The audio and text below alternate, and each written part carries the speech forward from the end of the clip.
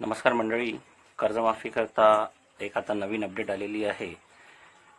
जुन्या माहितीप्रमाणे तर 21-22 मेला म्हणजे 21-22 मे 2026ला येत्या 2-3 दिवसामध्ये कर्जमाफीचे जे जे काही निकष किंवा जे काही अपडेट्स आहेत ते सरकार डिक्लेअर करणार होतं आपल्यासमोर, त्याच्या अटी शर्ती वगैरे. पण अचानक इलेक्शन कमिशनने विधान परिषदेच्या ज्या 17 रिक्त जागा आहेत त्याच्याकरता सडनली अचानक 18 जून ही जी तारीख आहे त्याच्या इलेक्शनची ही डिक्लेअर करण्यात आलेली आहे आणि 22 जूनला त्याची मोजणी आहे. त्याच्यामुळे आता असं समोर आलेलं आहे की त्याची आचारसंहिता जी आहे ती लागू झाल्याकारणाने महाराष्ट्र शासनाला आता कर्जमाफीचे जे अपडेट्स किंवा त्या योजनेबद्दल जे बाकीच्या पण ज्या काही अटी शर्ती किंवा माहिती जी आहे ती सध्या डिक्लेअर करता येणार नाही. 22 जूनच्या मतमोजणीनंतरच समोरचे सर्व अपडेट्स आपल्याला मिळतील.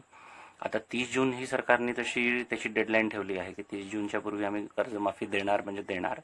साधारणतः 7-8 दिवसाचा जरी अवधी मिळत असेल तरी, जरी वेळ अपुरा आहे तरी आता आचारसंहिता लागू झाल्या कारणाने मतमोजणी होईपर्यंत आणि इलेक्शनचा निकाल लागेपर्यंत तरी याच्यावर सरकार कुठलेही अपडेट्स आपल्याला मिळणार नाहीत. आणि अशाच प्रकारचे अपडेट्स आणि माहिती जर का तुम्हाला हवी असेल लवकरात लवकर तुमच्या जवळपर्यंत पोहोचावी त्याकरता तुम्ही आपल्या चॅनलला सबस्क्राईब करून ठेवा. धन्यवाद.